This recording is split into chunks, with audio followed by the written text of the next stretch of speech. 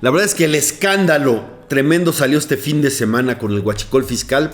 ¿Qué es el huachicol fiscal? Bueno, es que se llevan el crudo ilegalmente a Estados Unidos, lo exportan ilegalmente, eso ya implica complicidades, y lo llevan a una refinería que lo regresa, refinado, lo meten, y cuando regresa, las autoridades aduanales dicen que es un aditivo, un lubricante para no pagar impuestos.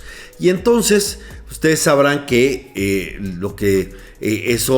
el tremendo negocio que eso significa, ¿no? Primero porque la gasolina de Estados Unidos es mucho más cara que aquí, pero tienen una red que puede llegar a todas las gasolineras del país y venderla como gasolina legítima. Ustedes se acordarán que allá en Coahuila se encontró en Ramos Arizpe, me parece, Coahuila, eran 129 ferronaves llenas de litros de huachicol, ¿no?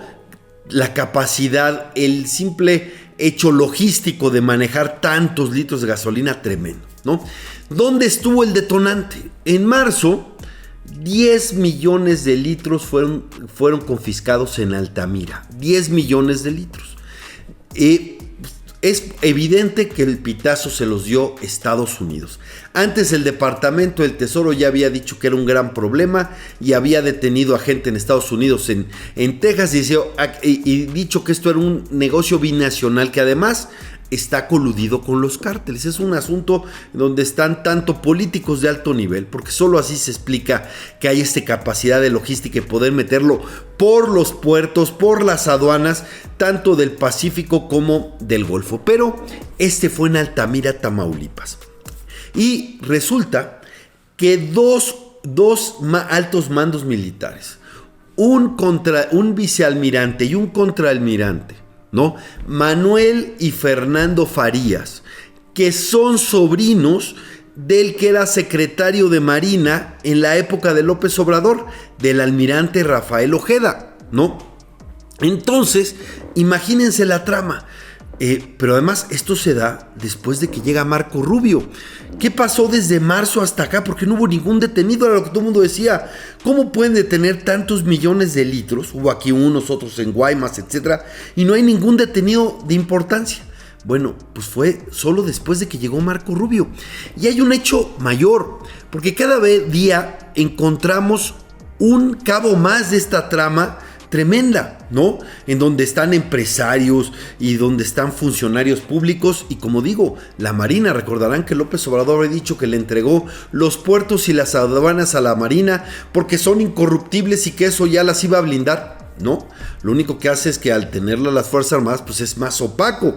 Y además dice, porque cuando estalla todo esto y son los sobrinos, dicen, quieren de alguna manera cubrir a Rafael Ojeda, al secretario de Marina, porque eso ya le pega muy cerca a López Obrador. Y entonces dicen, es que nos alertó. Y si los alertó, ¿por qué ascendieron a los sobrinos? Y si los alertó, ¿por qué siguieron llegando los buques repletos de combustible ilegal? ¿No? Y si los alertó, ¿por qué no hicieron nada cuando Carlos Loret en 2022 publicó lo de los dos sobrinos incómodos, parientes de Ojeda, y no pasó nada? La información más bien es que Ojeda persiguió a quien era el soplón que le había dicho lo de los sobrinos, que era un secreto a voces en la Marina. Y además llegó a la mañanera. Lord Molécula le preguntó a López Obrador con toda la insidia contra Loret y al estilo de López Obrador descalificó todo, pero claro que estaban enterados. Además de que López Obrador dice que no pasa ninguna tranza si no se entraba el presidente, pues ahí está. Pero además, la cantidad de logística, insisto, para que puedan vender tantos litros de gasolina en gasolineras establecidas, pues se necesita muchísimas complicidades. Vean el entramado, pero es un negocio impresionante. El hueco al erario es de 177 mil millones de pesos al año. 177 mil millones de pesos al año se calcula el boquete de esto. Entonces es un negocio tremendo. Es más, dicen que ya es para los cárteles la segunda fuente de financiamiento, ¿no? Vean el tamaño que está y la gran colusión que tienen que estar. Pero hay un elemento nuevo. o dos. Primero, uno perverso, que es el elemento más perverso que tiene que ver con las muertes. De repente aparece uno que horas antes habían señalado como implicado, que es el director de aduanas de Altamira, precisamente donde requisaron este buque. Y dicen que se suicidó. Un presunto suicidio después de haber sido implicado. Tantas casualidades.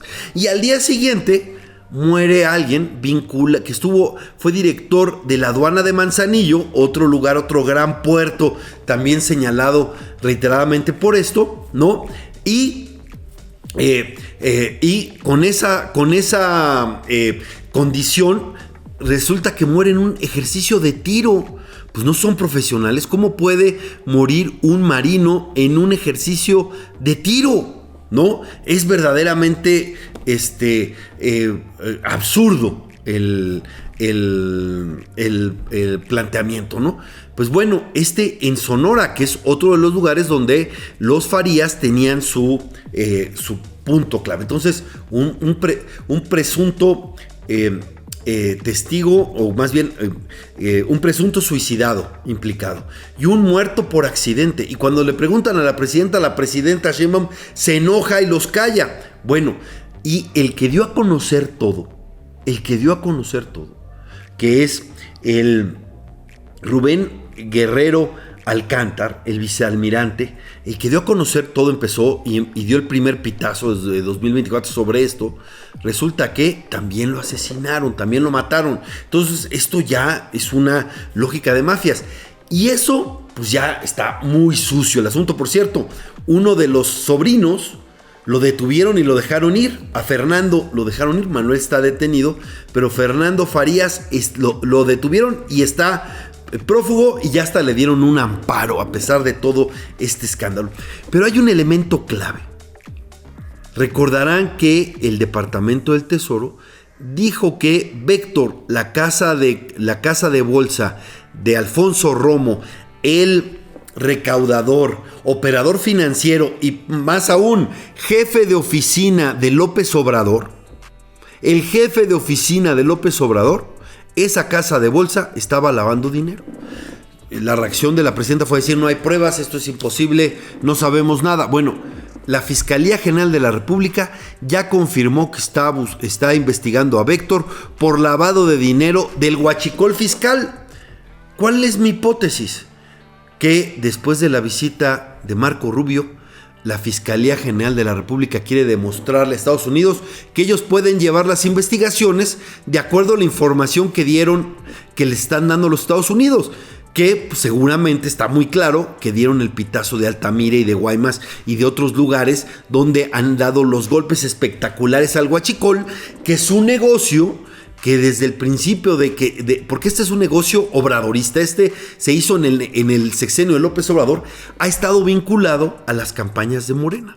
Recordemos a Sergio Carmona, el rey del huachicol, también pasado a mejor vida en un atentado en Nuevo León, que iba en sus aviones con Mario Delgado cuando era presidente de Morena, y también dicen con el gobernador de Tamaulipas, y que iba a Sinaloa, y todo esto que habla por las campañas, por el financiamiento de campañas de Morena en distintos lugares, para presidentes municipales, para legisladores, para gobernadores. Entonces imagínense el tamaño que hay, pero el involucramiento de Alfonso Romo, la mano derecha financiera de López Obrador, su jefe de oficina, que lo reconozca la Fiscalía, habla no del gusto, porque ellos quisieran parar las cosas, porque quieren deslindar a Rafael Ojeda, el secretario de Marina de López Obrador, para que no le toque a ya saben quién, pero y su mano derecha y su jefe de oficina, etcétera.